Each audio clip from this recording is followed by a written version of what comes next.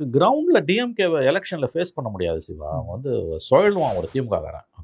அது இப்போ வந்து அவங்க கிட்ட இருக்க பணத்துக்கும் அதிகாரத்துக்கும் அதாவது வந்து அவங்க வந்து நான் பார்த்துருக்கேன். நான் எத்தனை எலெக்ஷன் பார்த்துருக்கேன், 89லேருந்து நான் பார்க்குறேன். எத்தனை கிட்ட 10 எலெக்ஷன் மேலே பார்த்துருப்பேன்னு வச்சுக்கோங்க.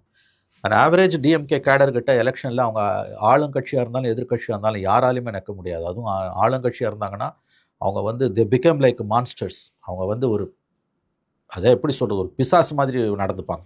அவங்க கட்சி எலெக்ஷன் ஓட்டிங் டே அன்னைக்கு 10 அவதாரம் எடுப்பான் திமுககாரன். அவனை ஃபேஸ் பண்ணவே முடியாது. நீங்கள் சுழலுவான்.